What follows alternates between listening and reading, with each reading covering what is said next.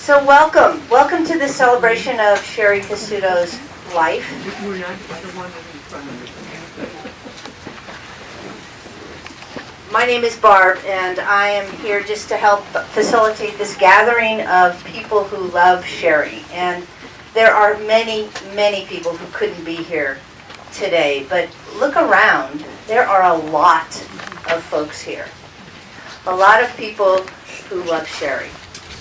And I wonder if Sherri were here in the flesh, where she would be and when she would sneak out.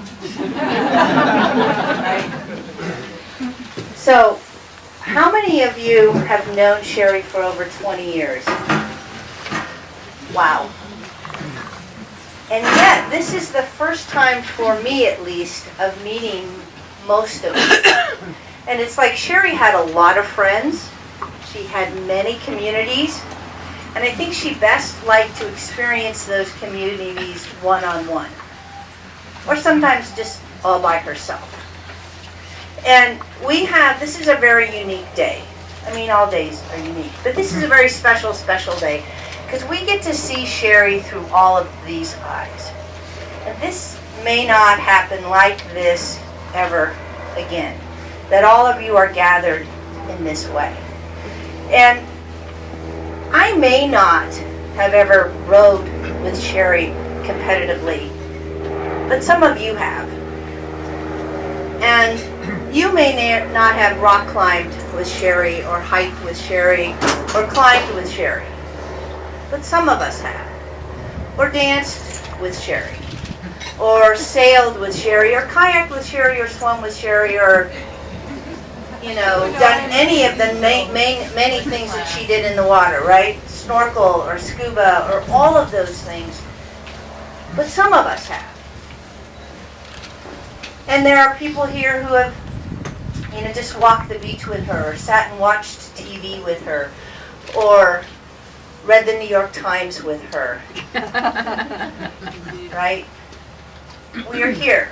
And there are a few, and in some cases, maybe one, or maybe two, who went to her doctor's appointments with her, and who went through the ups and the downs of those, and who sat with her during chemo, and who came in the middle of the night when she was in pain and helped to comfort her, and had those intense conversations of life and death, who went to Spokane with her and waited for test results.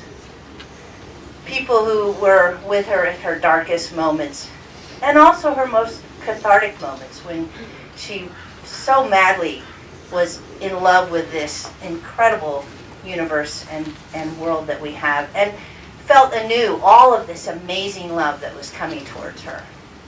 So we are all here. And I think that for some, or for me anyway, it's going to almost feel like I've been with Sherri today. And have the feeling of at least wanting to go and call her up and say, I met some of the most amazing of your friends today. Because you are her amazing, amazing friends. And we have this opportunity to share, to tell the stories of Sherri that you've experienced that are totally different than anything that I have experienced. And the way we're going to do this, if you can hear me, we're going to use this mic, which means you got to get up here. And for some folks, that's easy to do, and for others, it's not. But we're all supportive and would love to hear your stories. We're going to start with a little bit about some of this display back here. And maybe, Susie, you can just tell us, I know. Or Susan could start. Because you've gone to such an effort, and it is an incredible display of love for this amazing woman. Okay, well maybe I should start this lovely one right here in the middle. Right here. This was at a training camp, I believe got me up in the early 80s. And it was in Saranac Lake, New York, and we had a day off of training, so we went to a vintage clothing store, got some dresses, and then we all struck this very delicate pose. Everybody, I understand, it was one take. So, and actually Sherri gave this to me. And she said that she had it in her hallway, and now it's in my hallway. And I said, great minds think alike. So, and this is a quilt that her rowing buddies and I made for her. And we have all of our messages of love and support to her. And Ellen Ernst, she made the quilt. Thanks, Ellen. And then just over on this side, we just have various pictures of times in Sherri's life. Starting when she was in the '84 Olympics, there's her jersey. This is the 1985 women's pair, and I had the honor to row with her. We won the silver medal at the World Championships in 1985 with Bob Ernst as our coach, and we were the first U.S. women's pair to win a medal at a World Championship. Illustrated cover. Susan. And so this is pictures of Sports Illustrated. time we spent together. I think this must have been a seat race or something. How about right there? Every race was the same. Every race was a seat race. This is when we went to the Capitol and were honored by John Spellman. Now that's a ways back. That's 1984. And then here's some. This is a picture that was taken at the Olympic Games with some of our teammates. So basically, there are pictures all from her rowing and Olympic experience and riding with her in a truck at the Kingdom. We rode the same big truck, so there you go. But so again, her rowing and her rowing experience with all of her buddies, and I'd like to see Christy's here. All of her rowing buddies, and we rode them.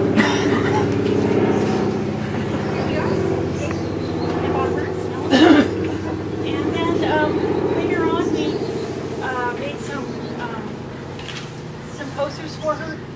Back in November, Bob Ernst was kind enough and generous enough to have a University of Washington Women's Grade 4 named after her. And this is the naming ceremony. So here's a picture of the boat with her name on it. Thank you, Bob.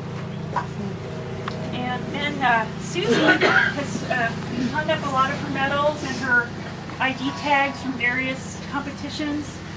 And so as you can see, a lot of great times and a lot of friendships and a lot of competitive spirits and a lot of love. So. Thank you. Okay, that's good. The family part, starting out early. I was just telling some folks that when she was born, she had this mole between her eyes that she had taken out. We figured close to 30 years old, right? She had it taken out. But I remember going to pick her up at the hospital, and they let me actually chew gum, and she came into the car, and it's like, oops, right away I had to stick that gum on my forehead. We competed for the rest of our lives.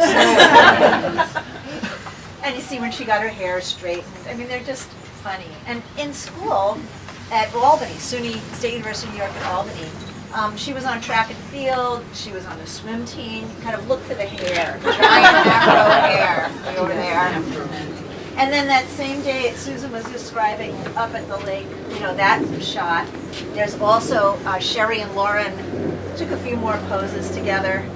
Sherri's got Lauren up on her knees.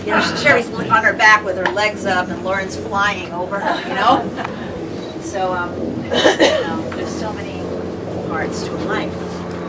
Perfect. Thank you. So some people have prepared things to share. Yes. All right, good.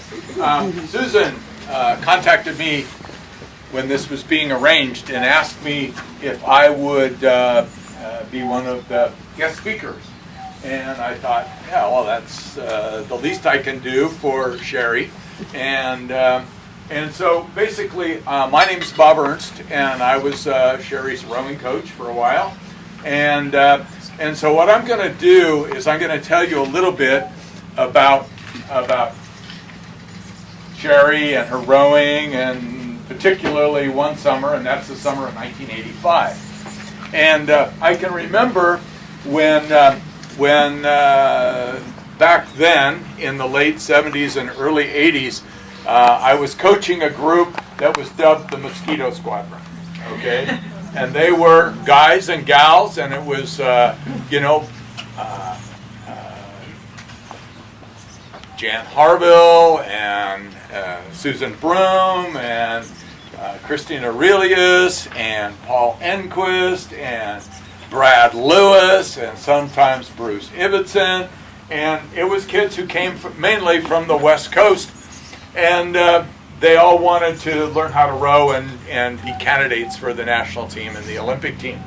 And so that was cool. And one day, Sherri shows up.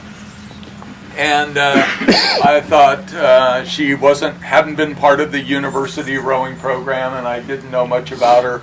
And we were introduced, and actually she was kind of a little bit older than everybody else. And I thought, okay, well, it was a pretty open group, and so she got a single, and she started in with the group. Well, it didn't take long, and by the way, the one thing that's exciting about this group for me is that I don't know a lot of you, okay? That's not just exciting, but the exciting part is the common denominator, Sherri. Sherri, when I was thinking about this the last couple of days, Sherri, to me, is a very passionate person, super strong character, extraordinary work ethic, was certainly willing to give a lot of herself to be successful at what she was interested in, okay? And I think that all of that is how Sherri impacted all of us for all the different things that she was interested in her life. And so eventually, Sherri got to be a good enough rower that she made the '84 Olympic team. And then after '84 was over, I think that personally, people kind of thought I was going to retire then. And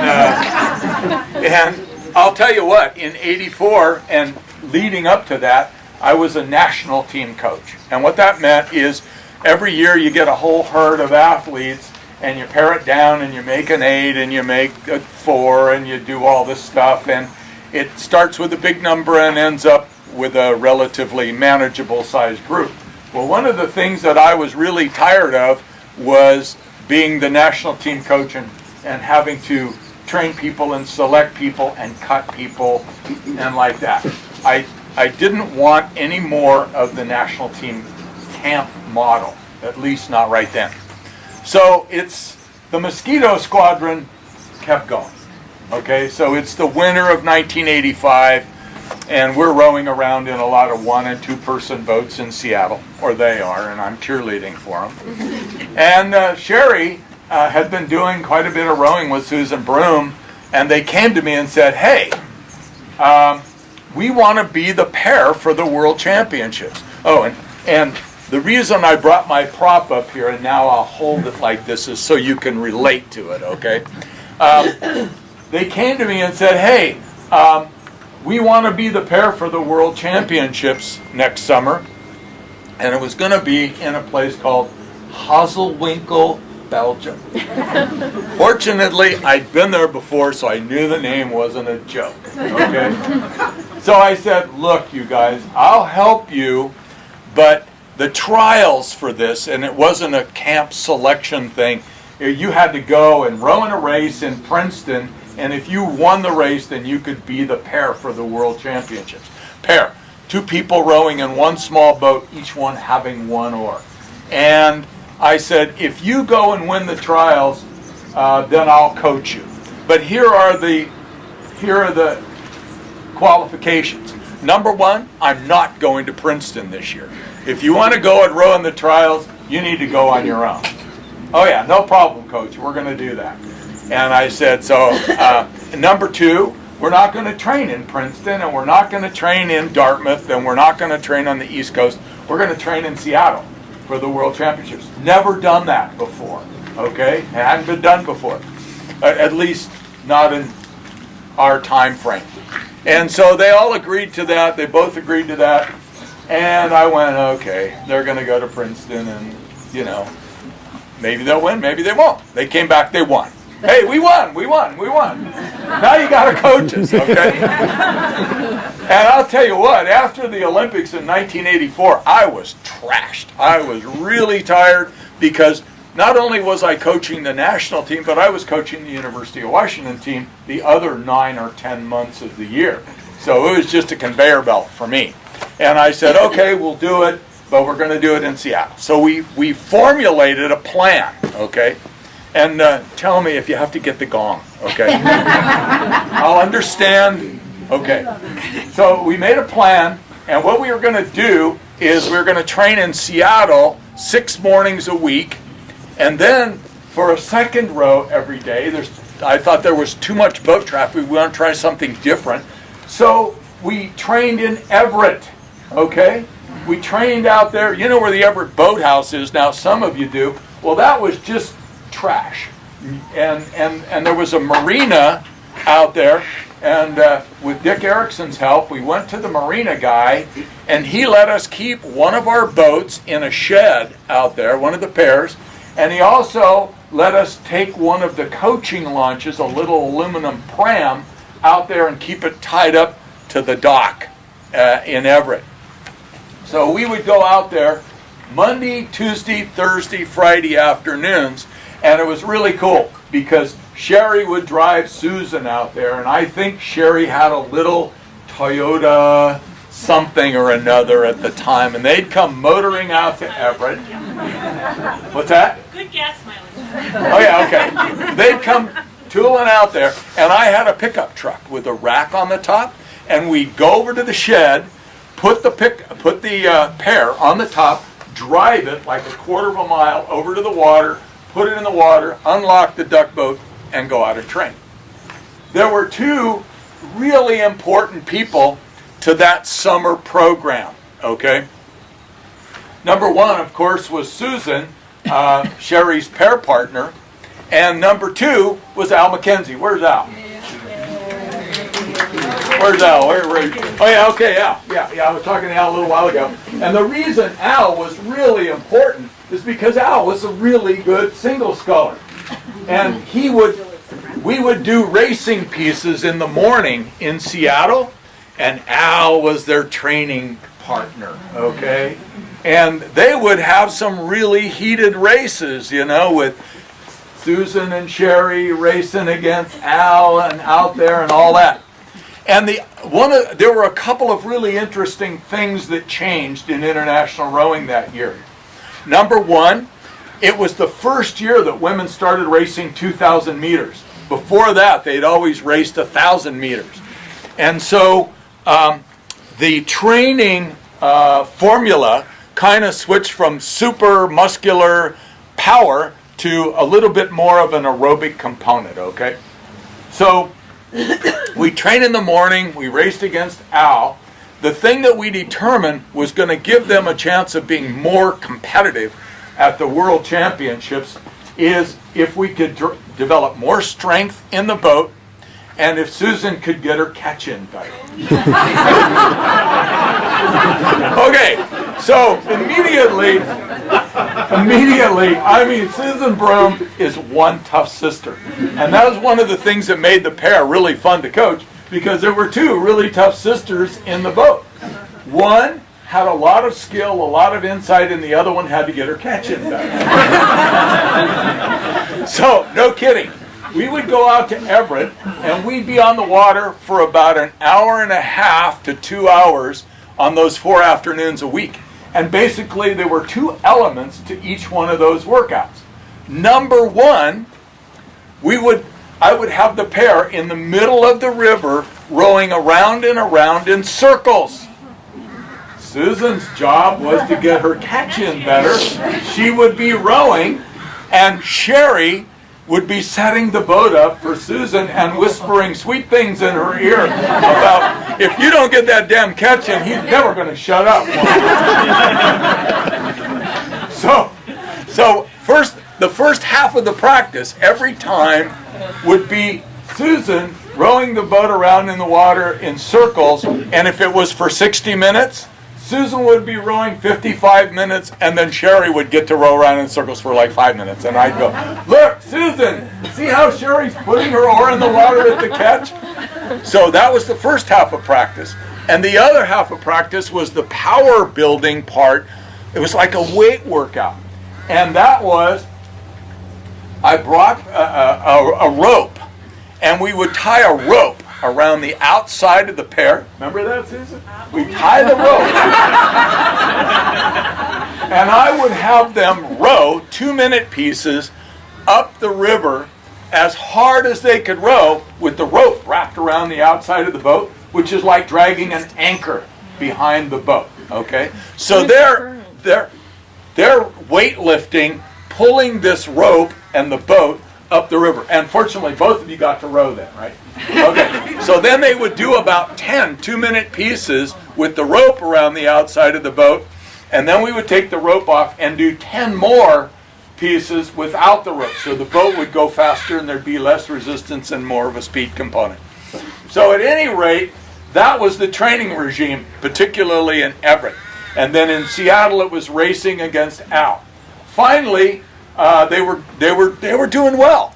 And so we went to Belgium for the World Championships. And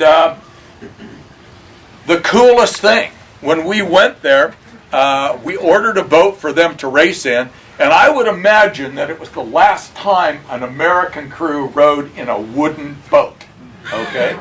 And that's one of the reasons, I mean, I love this picture because it's got Susan and Sherri, but it's also got our boat right there. And it was made in Switzerland, and it was the coolest boat, and I ordered it. The U.S. national team would lease boats back then.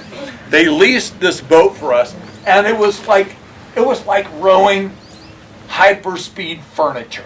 You know what I mean? And I mean, it wasn't cut-rate furniture. This is made in Switzerland. This is really cool.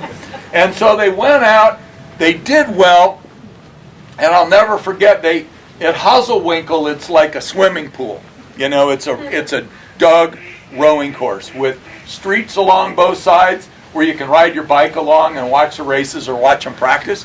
So I'm out there, and they made the final, and it was like the coolest race because they started, and they're rowing this beautiful wooden boat, and they got the Romanians, and they got the East Germans, and they got the Canadians, and they got the Bulgarians, and I said we had a gathering for Sherri at the boathouse. Was that in November?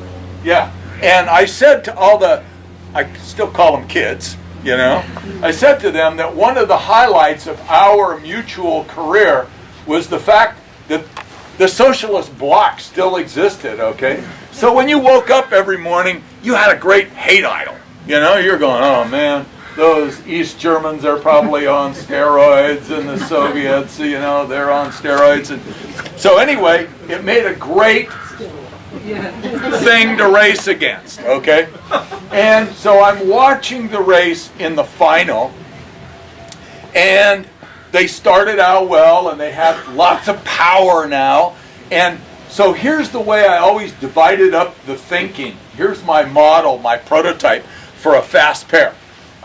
The stroke, which rows in the back of the boat, that's Susan.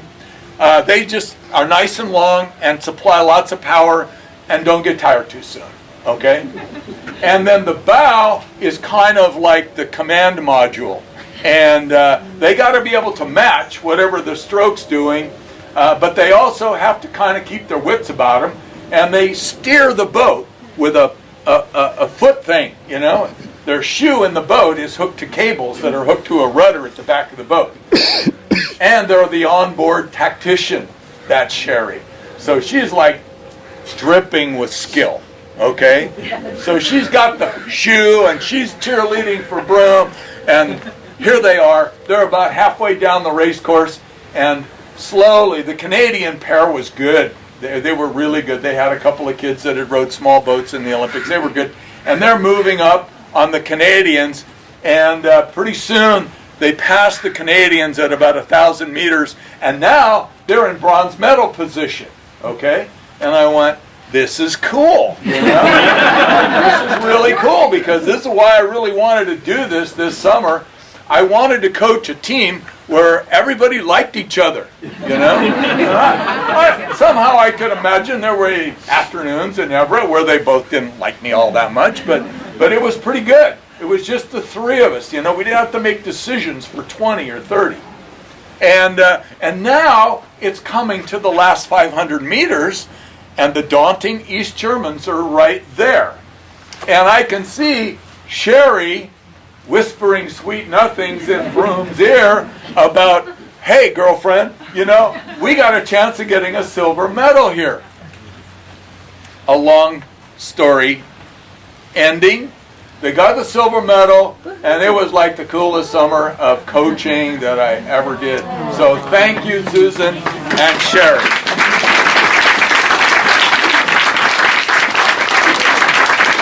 And Al McKenzie, too. Thanks, Al.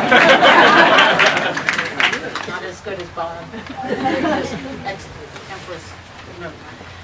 I first met Sherri in 1979. Now, she had moved to Seattle in 1978. So, on a trip to the San Juan Islands, where she and a small group of women were going to scuba dive. And I didn't know how to scuba dive at that point, but I was tagging along because I had a girlfriend.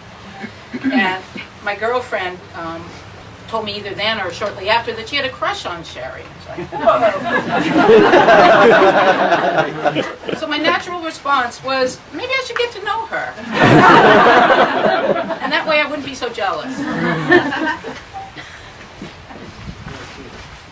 That was the best decision I've ever made. My girlfriend lasted all of 6 months.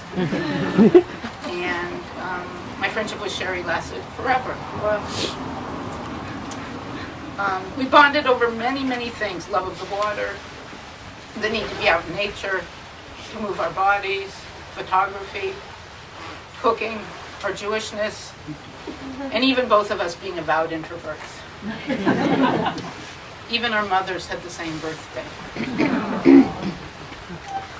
Sherri was just starting to row then, and we both belonged to the Lake Washington Rowing Club. We would go out rowing in the early morning in a double. There we were, me at 5'2", Sherri at 5'9".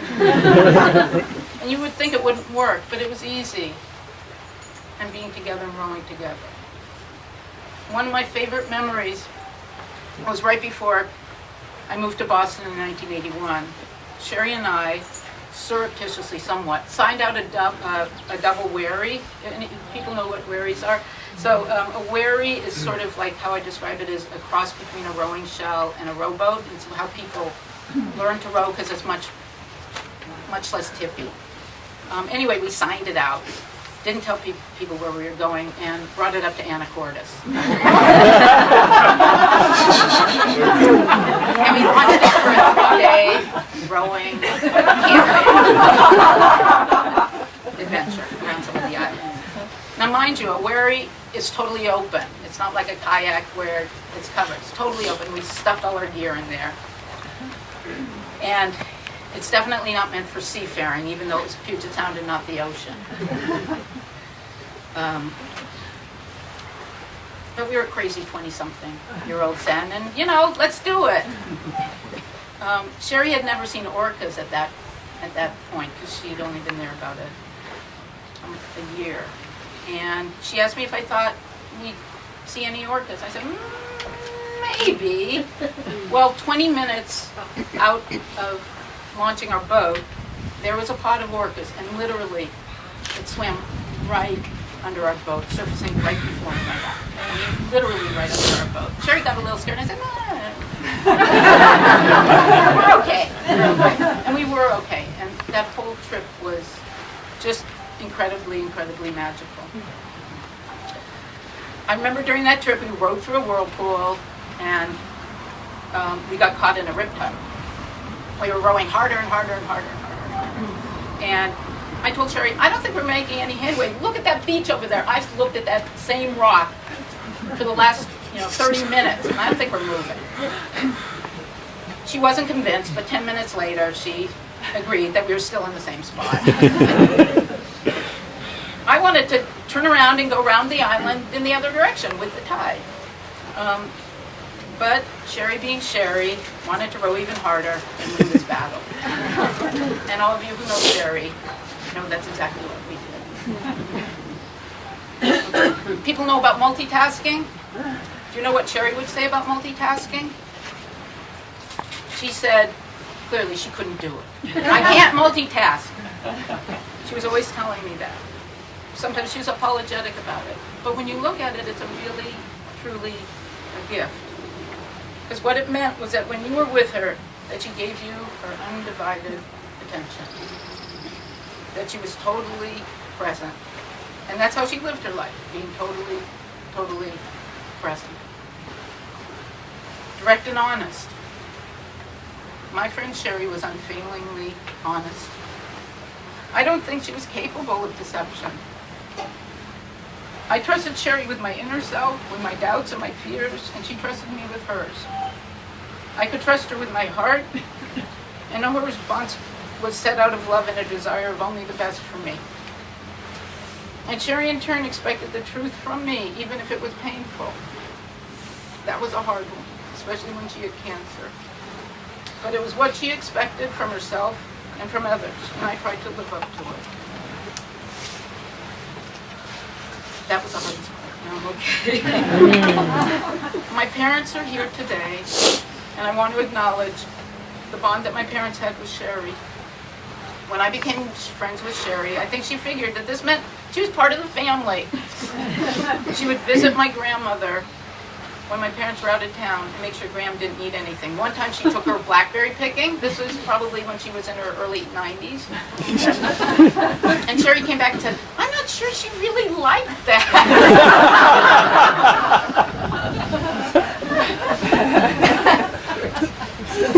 As you know, Sherri was always up for an adventure. I remember when my father and Sherri and I climbed Mount St. Helens in 1987. That was the first year climbing was allowed after the eruption in 1980, and my father got the permit. And I invited Sherri. For many years thereafter, Sherri would remind me how she wore out a large hole in the seat of her pants, sliding down the snowfields on her. She said, you didn't tell me. She would also remind me that I gave her an ice axe, but forgot to tell her how to use it. I thought she knew everything. I thought she could do everything. I didn't think she needed instructions. My mother and Sherri had a special kinship. Sherri adored my mother and loved to cook Sephardic meals for her. When Sherri lived at the house down by the water with my parents, who lived up above, they would often share meals together. Now, Sherri kayaked from there to work, Rolfing, every day, and my mother insisted that Sherri call her when she got home, which was usually in the dark because she worked really long days, so that my mother would know she was safe. I could go on and on and on, because Sherri truly was a Renaissance woman. Sherri was passionate about living every day. She was passionate about everything she undertook, and she was especially passionate about the people in her lives, in her life. She had many lives. She cared so very deeply about her friends and her family. She cared about each of us with her whole heart. And I miss her very much. Thank you.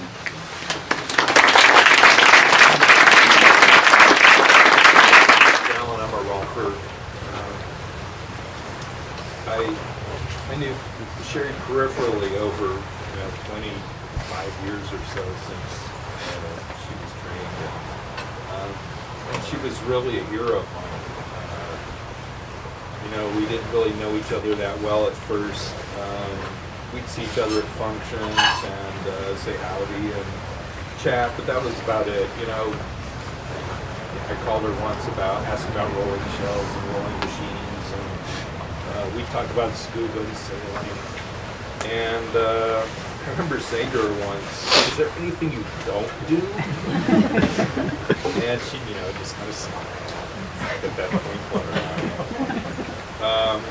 she was kind of a marvel, and every once in a while she sent a client my way, and it was that way for a long time. And then maybe 2.5, 3 years ago, I got this call, and it's Sherri, and I was a little surprised. And I said, "Hey, what's up?" She goes, "You know, my back's been bugging me, and it never bugs me." And I thought about it for a bit, and I decided you were the person I need to see. And I was a little taken aback because, we didn't know each other that well, and I never thought we really clicked. I said, "Okay, let's rock." And we went to it, and those were really some of the best sessions ever. I mean, we got some really good things accomplished, but we also realized that for some reason, while she thought that I didn't really like her, and I thought that she didn't really like me, that we actually really liked each other a whole lot. And we had a great, we had a really great connection. As go figure. It was really funny. So, we did some sessions, and her back actually got a lot better. But there was some lingering things going on that we didn't really know what was going on, and we decided that we just kind of stop for a while, let things go, see what was going on, and maybe she should get checked out. And that was late in 2013, so when we finally checked back again in like January, it turned out that she'd been diagnosed. And it shocked me because Sherri was clean living, my God, in incredible shape, and she just said, it's DNA and mutations, and I got the wrong one, and get a colonoscopy. And I went, "Yep, doing it." Because I was kind of late. But you guys know the rest. I mean, she was just full speed ahead. Yeah, I'm doing chemo and I'm doing this, and I'm gonna. It's not gonna get me down. And she educated herself and sought out the doctors and traveled all over, really forging ahead, and was so positive and so focused. It was, she was a force of nature. And we touch base on occasion and commiserate and see each other at meetings and gatherings and things. And then at the last Rolfing meeting I saw her at maybe a year ago, I knew that she was, persevering, but it was tough. And I made a point to say, "Hey, when this is over and you leave, make sure that we talk, okay?" And she said, "Yeah, okay." So things wrapped up, and we both walked out to the parking lot, and I said, "So, how are you? And what's going on?" And she looked at me, and I looked at her, and we collapsed into each other's arms, just bawling like babies. It was just really intense, and we were talking about her state, and she really kind of let down her guard because she was always so directed about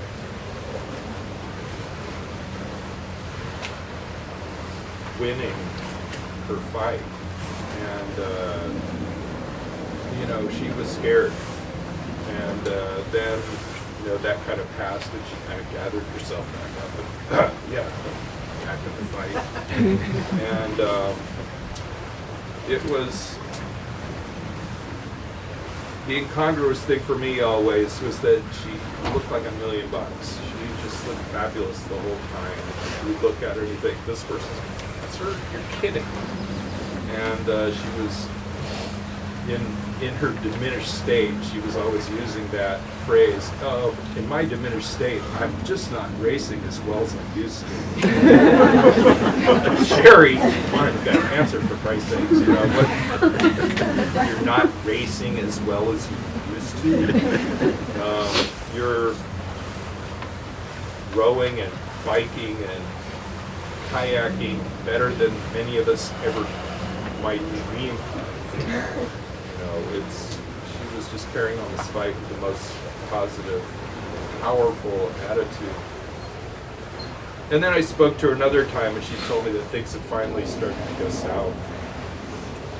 And we met at a place, had some tea, and she was telling me how she had barely had the energy to drive down from Bothell to her house. She got down to her house and just kind of collapsed and was shocked that anyone could be so weak and that she could be so weak. And I mean, how was that possible? You know, she looked so vibrant like Sherri, but it just didn't compute. I couldn't figure it out. It's just not comprehensible for me. And we keep up with each other a little more. And then I was leaving for Europe in a couple weeks, 3 weeks, and I was really afraid at that point that I was going to miss her. Then by the time I got back, she was either going to be incapacitated or just, gone. It might be the last time I'd speak to her, but I got back and she was still carrying on the battle, and so I went over to her house and saw her. Susie was there. And there was Sherri. She had a recliner that people had given her because she was really uncomfortable, and there she was in her recliner, and I looked at her, and she just looked incredible. Her face was just so beautiful and radiant. And you could tell that her body under the blanket was much weaker than you could ever imagine Sherri could ever be. But, we yacked for like 45 minutes or an hour, and it was just like normal. And she was talking about, we talked about all kinds of different things. Just the reality of the situation. She said to me, I can't believe we wasted so much time thinking that we didn't like each other. And we really did. That was really silly.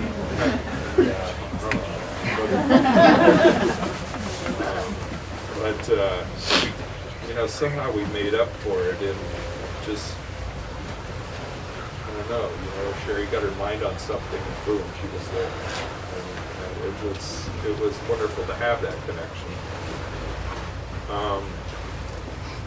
She said how she was so lucky to have her friends and her family. Her family was visiting, and she was really happy. And she had the best roommate in the world, and she was really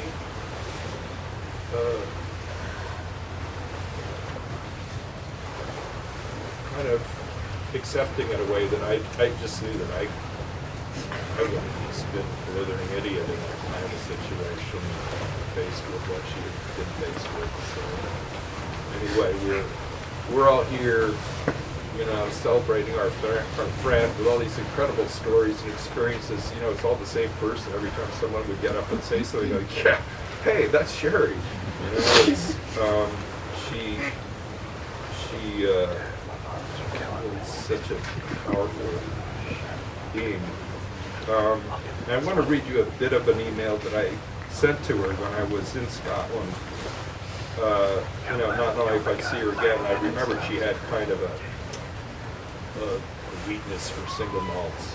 And she didn't drink much, but she said, I remember we had a welcome meeting at Brower's down in Fremont, and she said, I don't drink beer, but I really like it. I see this thing. And so I wanted to read a bit of this. We had talked, and she said, you got to keep me up on how the scotch. and write me while you're over there. So I was in a pub and was writing an email and having a read around her honor. So, you know, I kind of beat around the bush for a little bit in my email about my travels and stuff, and then, you know, I wanted to talk to her frankly, and so here's what I said. I said, so we come to the elephant in the room. What the fuck is this, you dying? I just don't get it, or comprehend that by the time I get back, you may either be gone or well on your way. And how to talk about this being real but not callous or insensitive. Jesus, I just don't understand it. You know, what I know, even though we don't even know each other that well, is that we have a connection. And I think I've said it before, you're my hero.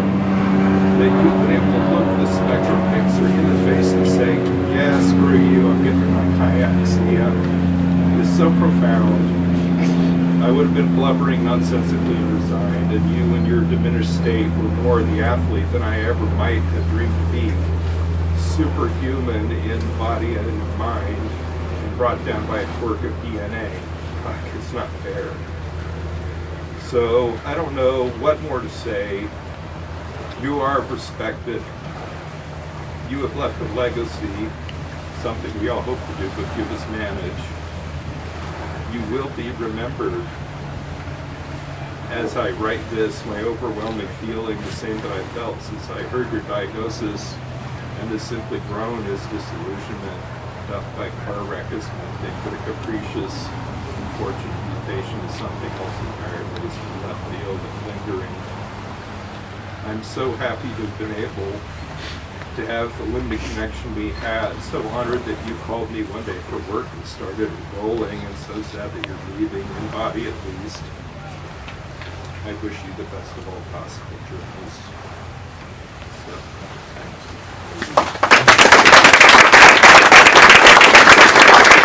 I, of course, I had to write it down. Okay. So each of you are probably here because of your special relationship with Sherri. In fact, Sherri made each of us feel special. That was her particular talent. Her ability to focus intently allowed her to look into each of us, find our uniqueness, and celebrate it.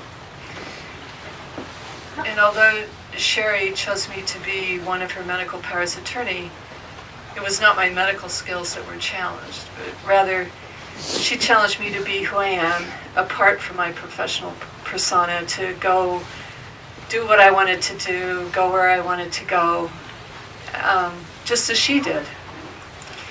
So in caring for Sherri, I also got to work closely with Melanie and with Susie. We each got to do what we do best, though it wasn't always pleasant. Still, it was an honor to serve someone so dear with such good people. And to observe the outpouring of love from so many others, each of whom occupied a special place in Sherri's life. And my wife, Linda, who quietly supported us with her good cuisine. And I expect each of you carry a memory of Sherri in your mind, and she'll appear to each of you unexpectedly in some way that you know her, bringing a smile to your face. My own experience was in the final weeks of her life. Sherri encouraged me to follow my dream to go to Chaco Canyon, New Mexico, and to walk among the ruins and the ancestral pueblos. I felt like I was carrying her spirit with me as I was walking through the canyons. I took a long hike to Pueblo Alto on the mesa above. And I'd been hiking for a long time, and I stopped in the only shade available in the ruins. And as I got up, I shouldered my pack, and I looked over, and of course, you know, Sherri was the ultimate sea person and loved marine biology. And there, right in the bricks of the ruin, there was a sea creature from the age of the dinosaurs, and I thought, a little joke from Sherri, a little smile, she's here. So I hope all of you carry out Sherri's mandate to live life to the fullest, and always with humor. There's nobody I know, actually, who lived life more intensely, more gracefully, and lovingly than our dear friend Sherri. She recognized the uniqueness and specialness of each of us, and we remember her fondly in the warm glow of her friendship. I want to read a poem from one of her favorite poets. This is Mary Oliver, and I'm just reading part of it. When death comes like an iceberg between the shoulder blades, I want to step through the door full of curiosity, wondering, what's it going to be like, that cottage of darkness? And therefore I look upon everything as a brotherhood and a sisterhood. And I look upon time as no more than an idea. And I consider eternity as another possibility. And I think of each life as a flower, as common as a field daisy and singular, and each name a comfortable music in the mouth, tending as all music does towards silence. And each body a lion of courage and something precious to the earth.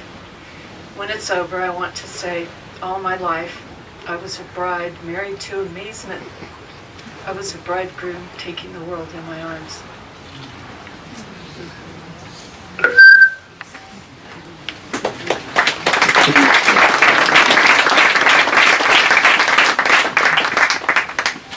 I was not one of the rowing buddies. I met Sherri through scuba diving, and we became good friends. But actually, we started out as roommates, but that's not as exciting as it sounds. We were and this woman, this very intense woman, comes up to me and she's asking to share a room, but she's giving an endless barrage of disclaimers and how allergies were so intense. And my room was the only one that hadn't had a pet. And, it went on and on. I would have said yes in the first 3 seconds. Have any of you ever tried to stop Sherri when she's on a roll? So one of the things that struck me about Sherri was she was always appreciative of every single connection, every friendship, any gesture, no matter how minute. And, it could be pointing out a little scene in the water column, or a good story, or, whatever it is, bad pun especially. But if I had to sum Sherri up in a word, it would be grateful. Even when life got her down, she was grateful for the lessons. Equally as grateful for nature showcasing, its best pieces, a whale breaching in the bioluminescence. I mean, it just doesn't get any better than that. And I don't know if any of you noticed that Sherri could be a little intense. Just seeing if you're still there.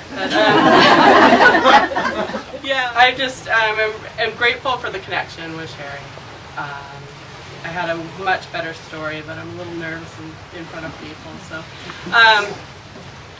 we all had situations with Sherri, and I can remember, even though she worked really hard, she was, one of the best rowers out there. I would still get a call before the race telling me how she wasn't going to place well in this one. And she'd tell me about her competition. I don't know who you are, but... and, even without audio, she could hear me going...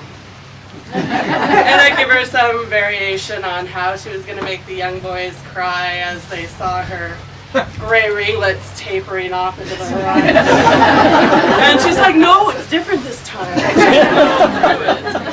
And she'd call later.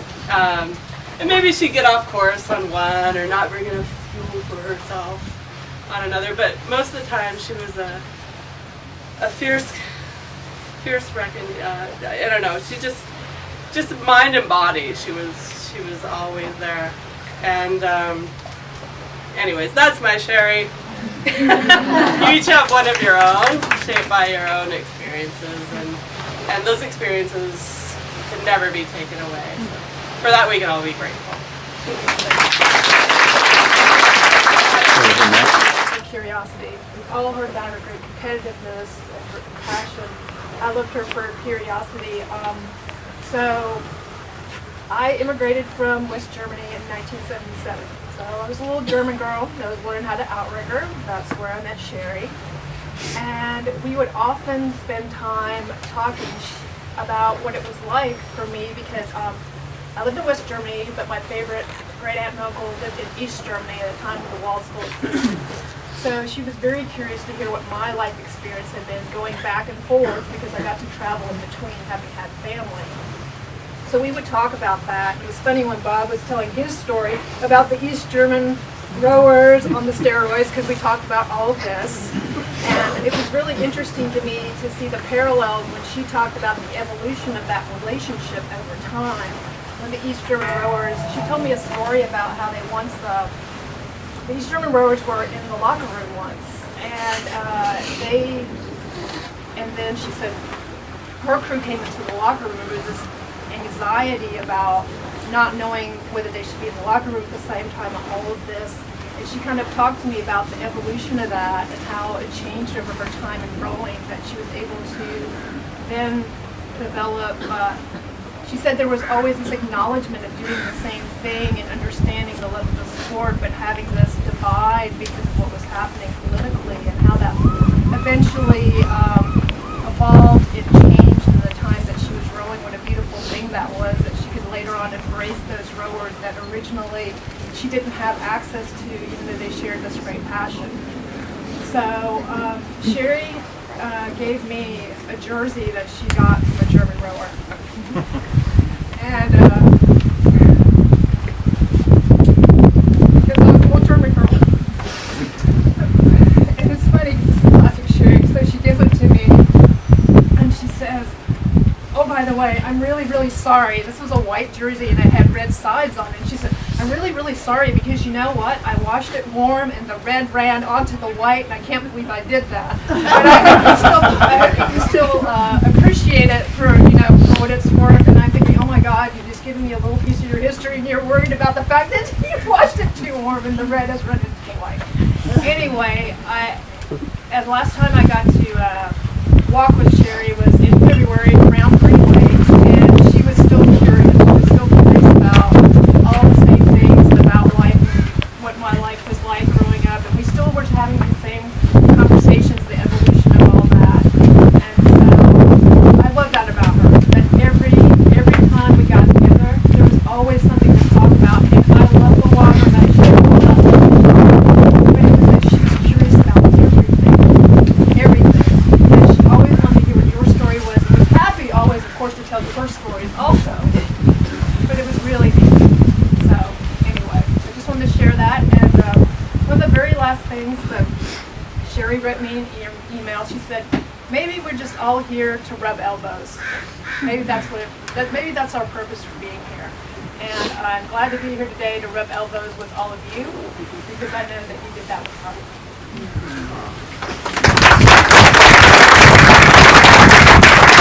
I came from Alaska. I knew Sherri in college, and we graduated from college, State University of New York at Albany, in 1977. In 1975, I had an accident and I became a paraplegic. Sherri and I were in a class together in women's literature or something like that, and we read Erica Jung, and it was a small class, and that's how I met her. So after I had my accident, my life obviously really changed, because obviously it's a permanent injury 41 years later.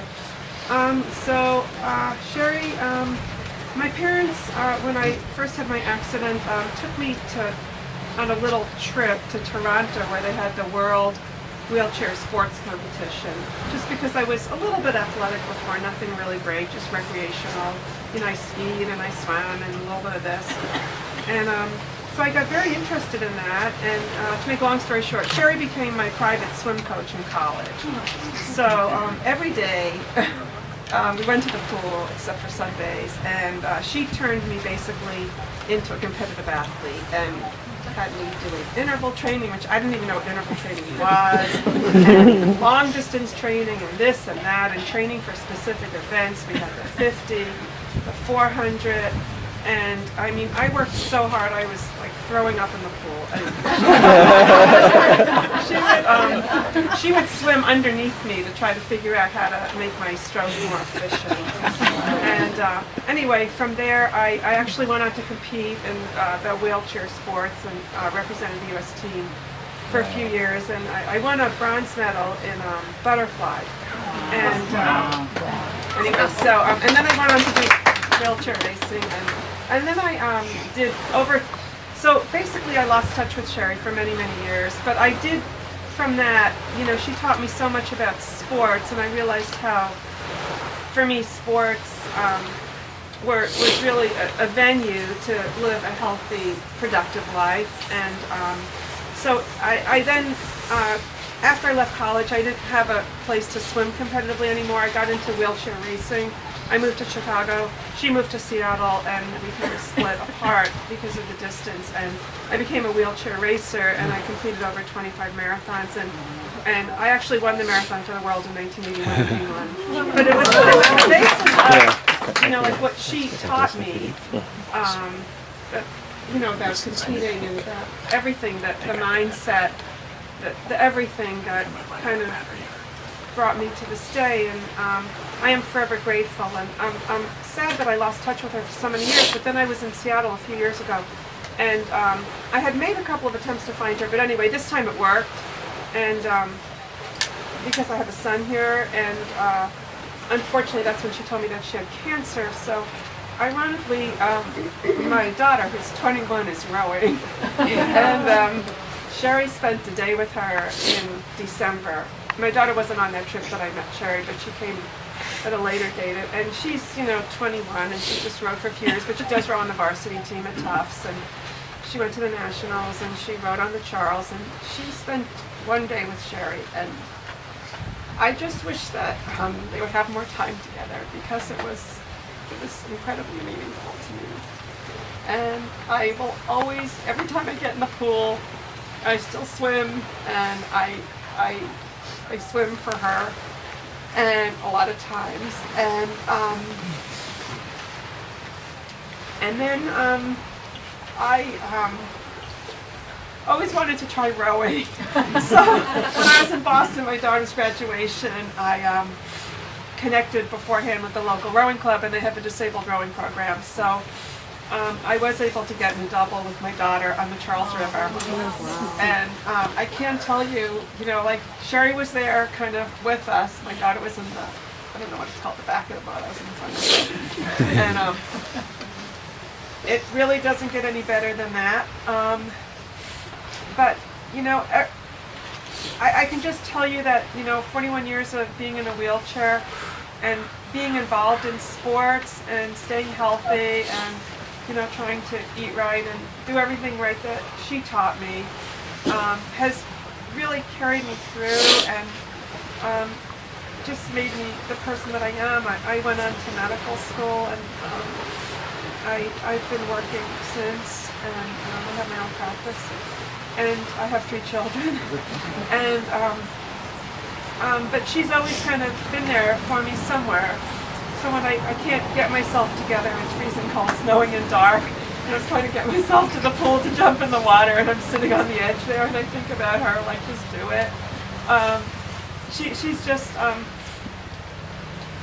she helped me so much in my life, and I wish that, you know, obviously this terrible thing didn't happen to her, but I'll never forget her, and I don't think that my daughter will ever forget her. And Sherri gave her one of her rowing things, and so she hung it up in her room on the wall, the blue jacket. And when I said, Sherri, don't give this to her, it's okay, she says, don't worry, I have a whole bag of them.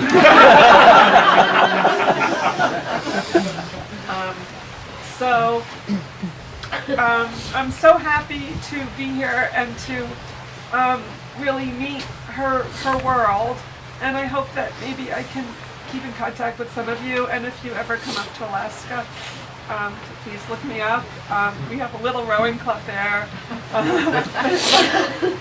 And it's a tiny little lake, and you just go around and around. And my daughter actually became a really good in a single that summer because she was out there every day and rode around for about 2 hours. And then she went out and competed in singles and did really well in her college, thing. But, yeah, so anyway, thank you for doing this, and thank you to all the people that organized it, because it's a beautiful tribute to a beautiful person.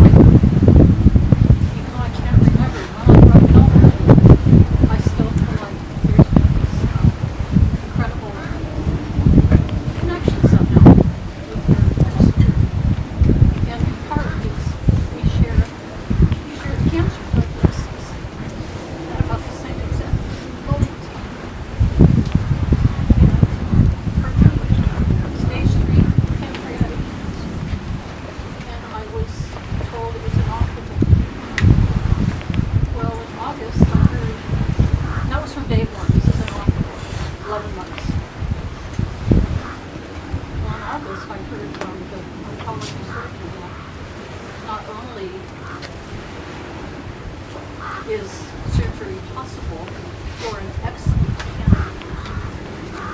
So September of this past year, I had life-saving surgery.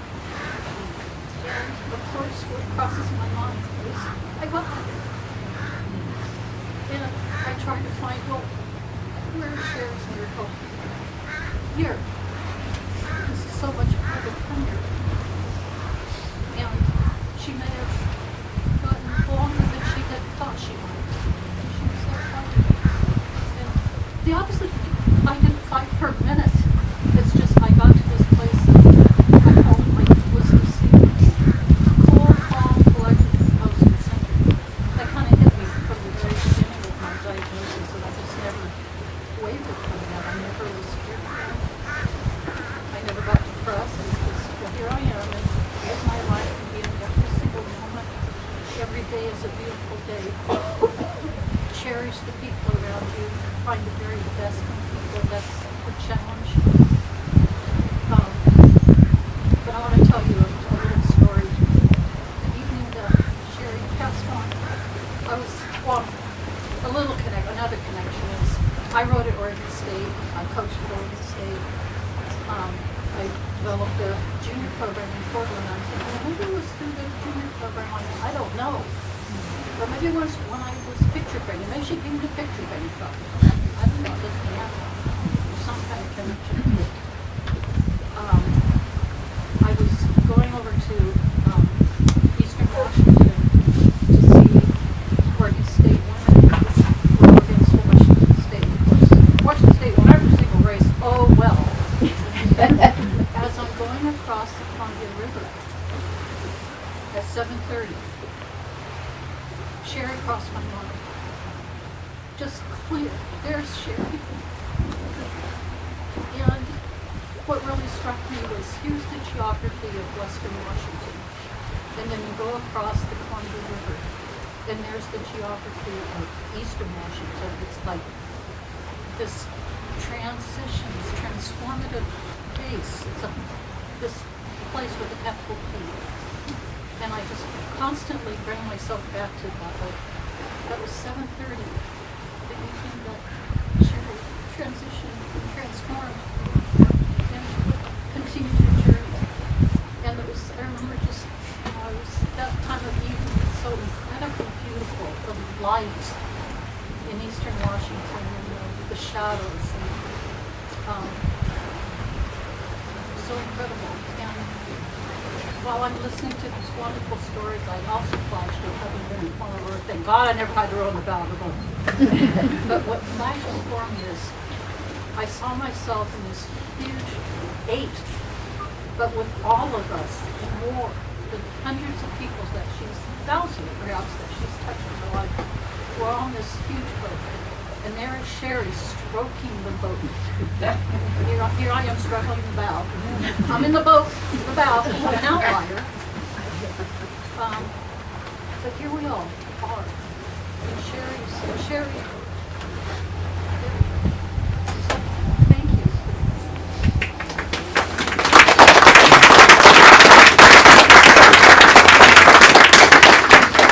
In Washington, my brother and sister-in-law and I were there together with Sherri the night that she died.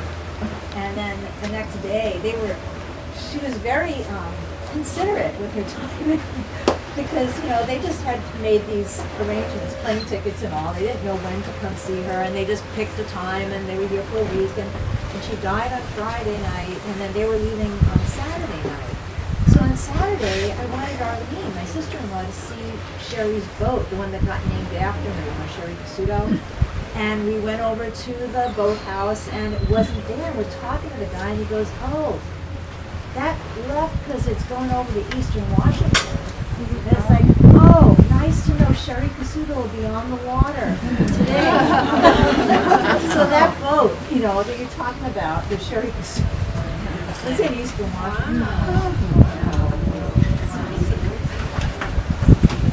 Today that I actually shared another experience with Sherri that I didn't know about in addition to rowing, and that is having left several square inches of skin on Mount St. Helens in the state of Minnesota. I did it about 20 years previously, but this is something we have in common. When I first met Sherri, it was about 1991. I was at Lake Washington when I first joined Lake Washington Rowing Club, and of course she was already famous and an Olympic champion, but you wouldn't know it if somebody didn't tell you. And but also, I remember at that time our quarry dock, which we still have, was sinking because the logs that kept it afloat were absorbing Lake Union and becoming negatively buoyant. So repeatedly through this time, Sherri would take her scuba gear and go down and sink these 50-gallon drums and put the proper amount of air in until the thing was floating this way. She's continued to do this over the years. It's still afloat thanks to Sherri. So thanks to her for that.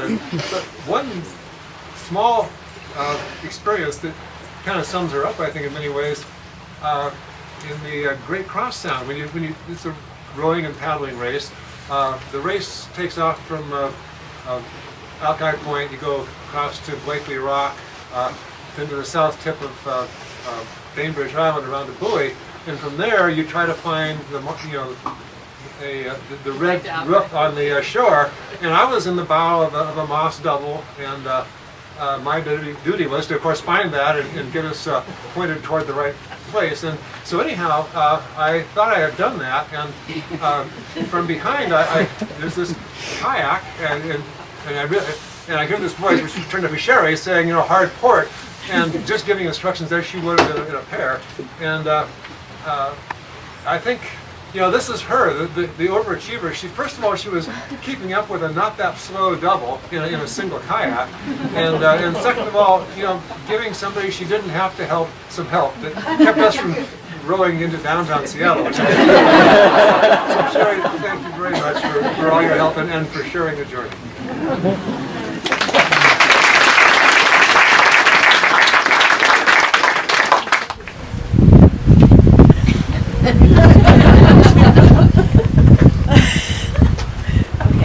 Kind of a family of introverts. I didn't know if it was weird, but it didn't seem to be when there was another smaller, even more intimate gathering for Sherri. I brought some clothes because some people had said I'd love to have a shirt, that Sherri wore, or something that Sherri wore, just to, feel like she's with me. And, I'm sitting here going through her belongings and just really, every single one, where we got trained to be very intense about everything. So everything I'm touching, I was telling somebody I finally was able to throw away her underwear. Every single thing needed to be conscious and purposeful. And and so I just needed to bring it here because I don't know what to do with everything. And these things may provide some meaning for you. And so if you just, before you leave, just take a look at everything over there and take something that might mean something.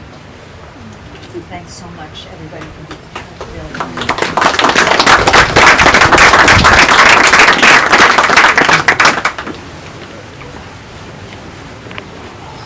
Somewhat connected to Susie's offering, thank you. I probably knew Sherri the least amount of time of anyone here. I rented a house right next door to her. And it was my good fortune to get to know her and become friends. And my really good fortune to know her and to become friends with her. And I knew, the whole time I knew her, she had already had her diagnosis. And she told me about it very quickly, and we kind of exchanged a little bit of stories. I had been in a very bad bike accident. And as I was coming out of the hospital part of that, a friend of mine bought me at the Edmonds Art Fair, which is this weekend, a bracelet, just a hammered bracelet, and on the inside of it, it said, "She heard you could do it, so she did it." And so that was really sweet, and I appreciated it. And so I knew from Sherri that she was going to go have this exploratory surgery, and that it was going to be on Tuesday. So I went over on Saturday night with my bracelet, and she wasn't there. So I went back the next morning, and I gave her the bracelet, and she says, "Oh, okay, well, I'll borrow this from you." And I said, no, that's not how this works. This was given to me, and now I am giving it to you. And you do what you want with it. It's yours. Give it to whoever or whatever. So she wore it when she would go to important medical meetings and events. And so that was, again, a gift that she gave to me that I was able to be a little bit of support to her. So I was a teacher for many, many years, and because of that I know how to make things out of paper. And so my offering is, if people have written down memories, there's a box in the back, and if you put your memory in there, and there's paper, and there's some pens if you want to write something, I will bind them up into an elementary school binding, and the gift will be for you.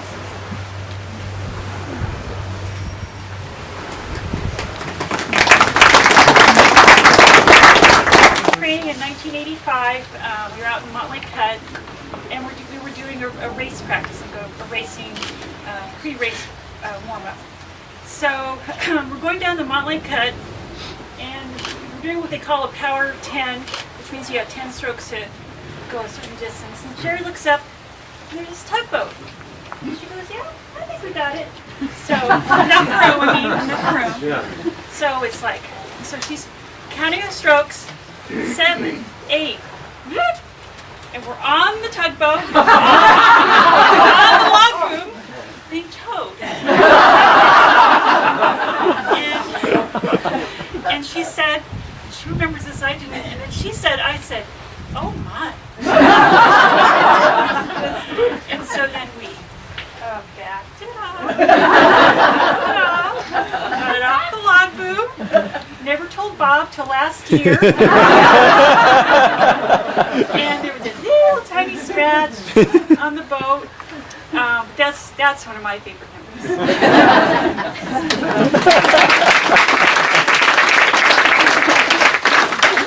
I was president of Lake Washington Rowing Club.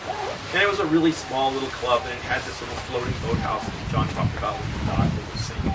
But I recall the dock that would sink all the time before that one. We actually got that one from here. The city of Seattle's junior program was here. They built a dock, and they wanted it. They gave it to us. So Paul Enquist and I came out and hooked it up and towed it back. It was much better. It didn't sink as much as the old one, but it would still do this stuff, and so she still had to go fix it. But when we had that first old dock that sank all the time, the club was very small, and we wanted more people to row. So we put an ad in the paper, and our dues then were $80 a year. So compare what that's like now. So we didn't have a whole lot of money. So we needed more members to give us more money. So we went out, we put an ad in the paper, and Frank Cunningham and Al McKenzie and I taught learn to row classes in this dock. And that's the day the ad hit was, I don't know what happened, but everybody in Seattle decided they wanted to learn to row that day. And the dock sank. Standing there, we had to send a lot of people home, but there were two people who were really notable. This little short person named Karen and Sherri. And they showed up and wanted to learn to row, and so we put them into wherries to teach them to learn to row. And they were really good, like instantly. So that's the beginning. And that was late 70s sometime. And it was, you know, you heard Bob. It takes a long time for most people to get that good. Now, this was late 70s to making the 1984 Olympic team and then winning silver medal at the World Championship. So rowing is very hard. You know, people like Christy and all those guys sitting over there did it for a long time at the U and had Bob yelling at them for years. You know, Sherri just went out with Frank Cunningham and Al and a couple other people and became a star right away. And then, you know, from there, there's lots more stories that people can tell about sailing in America's Cup yachts. Sherri's a great sailor too, but you know, paddling. You read these articles in kayaking magazines about some guy paddling along in a race, and he looks around and has this person kind of over the horizon coming up. And he keeps on paddling, and the next thing you know, this woman goes just motoring on by. So lots of good stories, but that was the beginning of Sherri's rowing career. I've lost every single race I've ever done. But I want to tell you about how she came into our club and what she meant to us. I met her in 2008 for the first time in the summer. I was at Sandpoint where our club is, and she just came up to me and started talking about our outrigger canoes, where they came from, you know, who owned them, things like that. And she mentioned that she paddled a little bit herself. Here's this little old lady with curly gray hair. I'm humoring her. I'm going, well, really? Well, we're always looking for strong women. Come on in and join us. And she just looks at me and she goes, I don't do team sports. I'm going, oh no, okay, this conversation is going south real quick. So I go, oh really? Well, why not? She goes, well, I don't like the politics. So she went her way, I went my way. I ran into her at the Deception Pass Dash 2008 epic race, where she beat me, of course, along with many others. And that was the second time I got to talk to her. I just said, hey, do you remember me? We met at Sandpoint, and we talked briefly, and we went our separate ways again. Well, we practice on Sunday mornings at 9 o'clock, and we would sometimes paddle out here, and we'd accidentally run into her. In her one-man row. She was either in her rowing shell or her surf ski. And she would just ask, do you mind if I paddle with you guys? Or row with you guys? We go, yeah. So she would tag along with us. She was able to keep up in her one-man while we were in our six-man. And we would just accidentally meet, like every so often out there. And then she asked eventually someone in her club, well, what's your practice schedules? So again, Sunday mornings at 9 o'clock, we hit the water, so to speak. Well, our club is more Hawaii influenced, and 9 o'clock for us means we get there at 9:15, get dressed, talk story for about a half hour, get boats in the water. You know, by 9:45 we're ready to go. Well, Sherri would be standing out there with her boat on the beach or waiting patiently in the water on her boat at 9 o'clock. And no matter how late we were, she'd be smiling when we got in the water, and she would row or paddle with us. And this went on for 2 years, just like that. Eventually, she joined our club and started paddling with us. And I asked her, the first time I saw her get in the boat with us, I said to her, hey, Sherri, you said you don't do team sports. What's going on? And she said, are you kidding? you guys are so kind, and the aloha, the spirit of aloha that you guys bring, how could I not join? And so she ended up paddling with us. The first time she paddled C2, and what Bob said about the position of her in this scull really shed some light on this. She sat C2 behind our lead stroke in our first women's crew. The first thing out of her mouth after paddling for only 5 minutes with this seasoned veteran, she stopped paddling and she goes, "I'm not here to sugarcoat things. I'm going to tell you how it is." She would break down the stroke, break down the crew, everything. It was incredible. But by then, thanks to Google and all the articles that had been written about her, we knew who she was. We knew we were amongst royalty here. So when Eve Hutton talked, we listened. So she became a great teammate, great club member, led our women's crews and mixed crews to lots of victories, went through lots of battles together. And we just really loved our time with her. And I'll leave you with the last time I got to see her, which was probably, I don't know, 3 or 4 weeks before she passed. Without me even prompting her, she said to me, "Troy, do you know why I joined your club?" And I said, "No, why?" And I was expecting to hear the same thing about aloha and kindness and all that stuff. She said, "Because when you guys got in the boat, you shut up and paddled." And that's the Sherri we all know.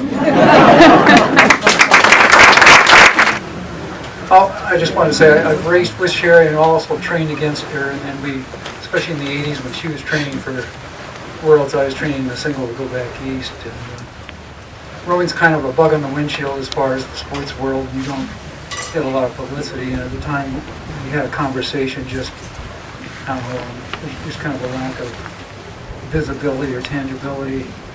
So at the time I thought, well, baseball has these baseball cards and you have all the players, and so it turned up, I made a baseball card for Sherri, and it's posted up on the board.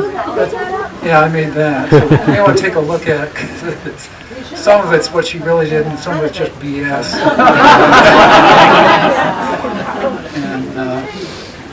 And so it was kind of my gift to her, because she was such a remarkable athlete and a great training partner too.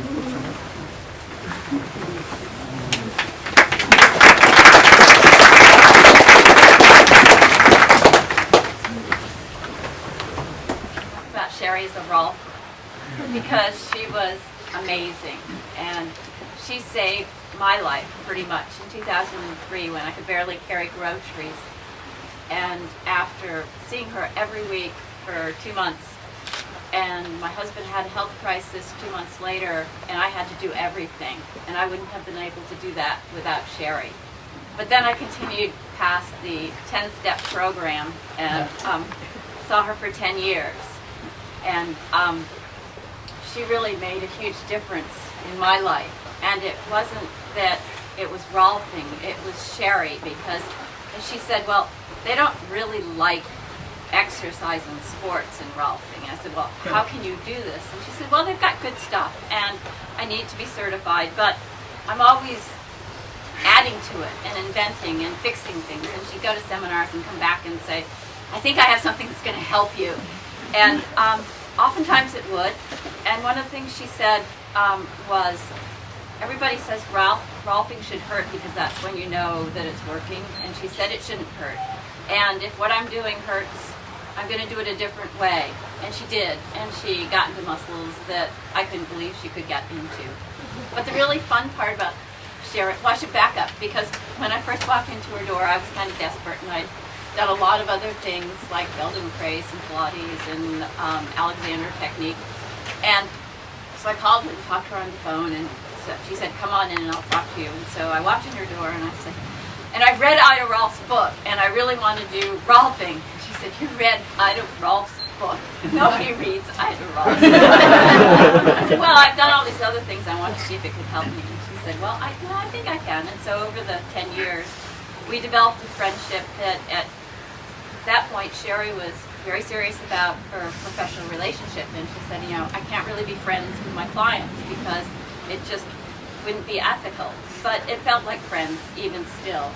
And I used to hear these amazing stories, some of which you guys have been telling, but I still remember one where she was in a kayak race and she was not doing quite as well as she wanted, and she just poured on, and she couldn't catch up with this guy with gray hair. And she knew she should be able to catch him, or at least beat him. And eventually she did, and she was just so pleased. And it turned out he was kind of a jerk anyway. Gray hair beats this guy who thought he was God. And that was what Sherri was, so that's part of the fun about knowing her. Is that son? Yeah.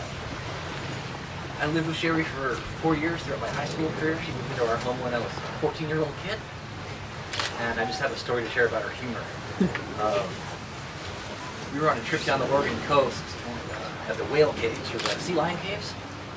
And I said, Mom, let's get a Christmas present for Sherri. I know she doesn't celebrate Christmas, but we saw this big nightgown looking thing with an embroidered baby seal on the front. Oh, that'll be perfect for Sherri, a nightgown. Silly thing.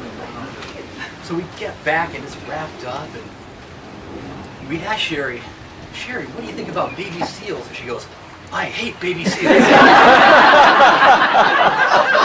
Turns out she just hated the little toys that represented the baby seals. The seals themselves were fine, but the little silly marketed things of these baby seals were, I hate baby seals.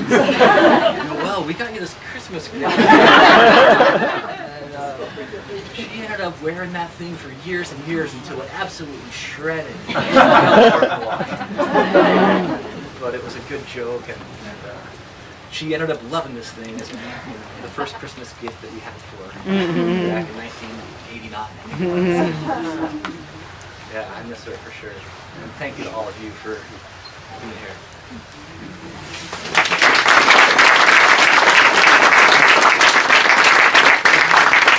So she wouldn't have the energy, but Sherri can always find the energy for anything. So she built her boat, and we'd always talked about getting our skin boats together and paddling together.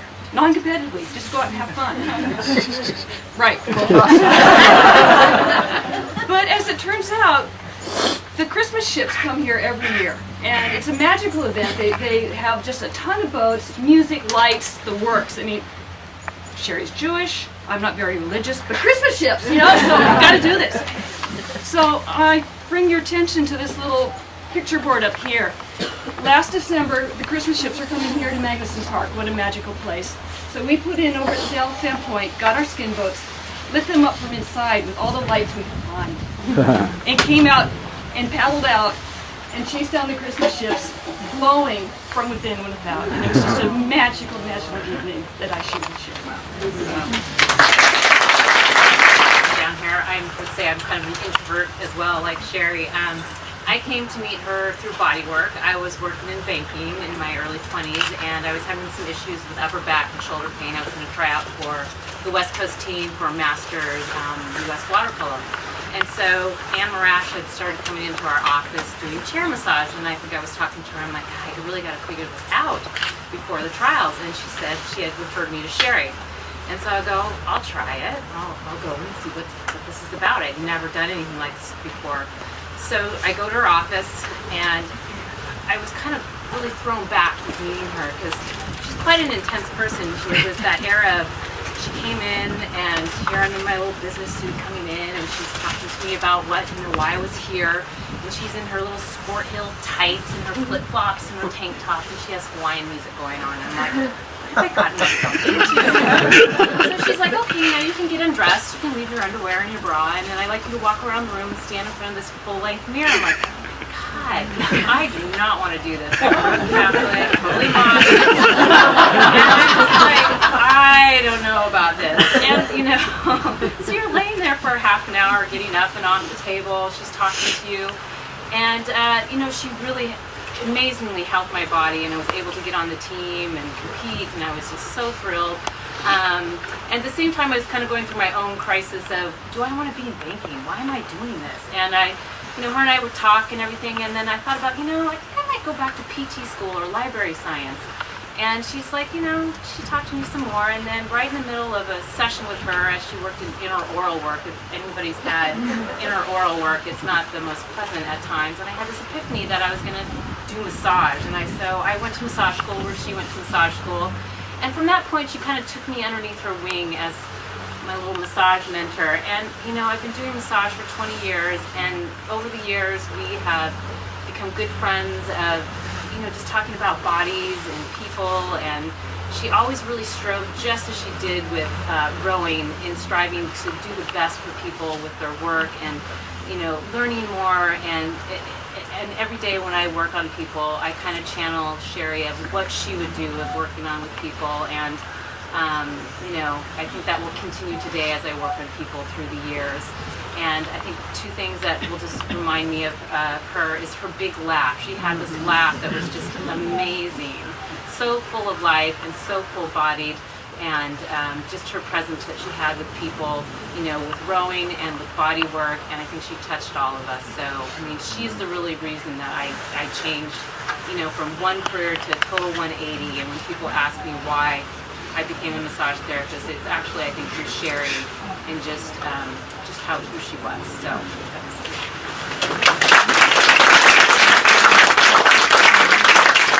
Probably, I shouldn't say met, I was first exposed to Sherri maybe 22 years ago on Green Lake, paddling around Duck Island. It was a weekly occurrence.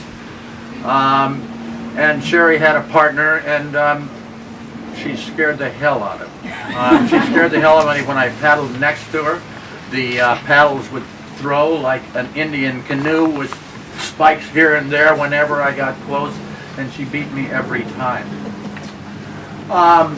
The power, the intensity, the competitiveness was all there. I got to know her a little better through, and nobody's talked much about sound rowers, and she's been an active participant in sound rowers races. I had an opportunity to pair with her one time, and when you are a lightweight like I am, and you get an opportunity to pair with somebody who is a powerhouse and a former Olympian, it becomes one of the biggest races of your life. And so we had paired for the race on Lake Samish toward the end of the year. There's 100 participants, and they are the hottest people in sound rowers there. And I had a partner in a double kayak. I'd had trouble that year because my heart had been fibrillating on again and off again, and so I was really worried about that going in, because sometimes it happened and sometimes it didn't, and here I am with a powerhouse. And we went out for the first half of the course down, and here we were racing with people that I hadn't seen, because usually I'm a half a mile back in their wake, but they're there.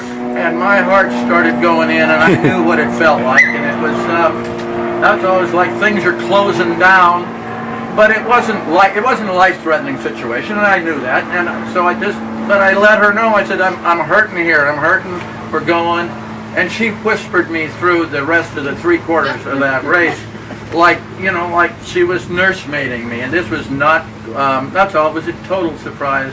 It was totally loving in that sense. It was totally supportive. We finished the race and did quite well. It only knocked me off about 10%, but 10% is big when you're racing against people like that. Later on, a few years, again, probably 4 or 5 years ago, she's living on the house just down the way, and I'm paddling out of here because I live close, and so we start seeing each other, and we talked more. That was when, I'm sorry, I forgot your name, but when you were talking about the compassion, the intensity, the focus, the sensitivity, this is something that began to come out when we got to know each other a little better. We sort of bonded over family dysfunction and fallout from there, and we both had our share. And that's all, it was the contrast between that tough cookie who kicked my butt around and this sweet, vulnerable, open, compassionate person that I got to know a little later, that made me love her. That's all. And so That's all I got. But one of the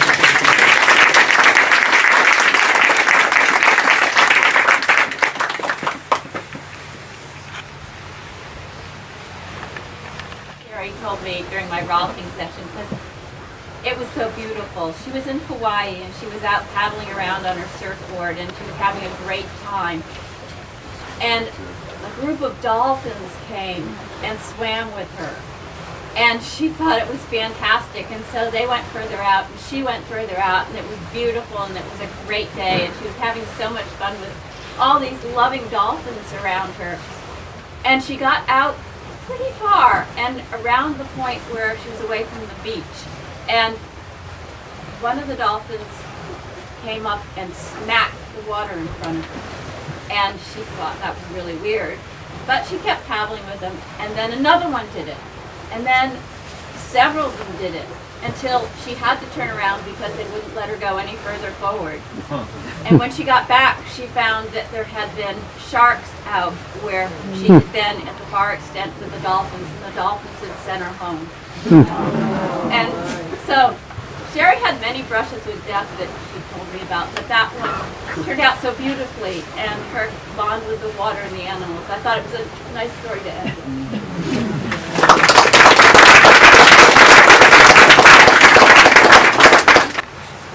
Clayson, as a friend of Sherri's, being with you rowers makes me feel like she's still like talking to me all the time.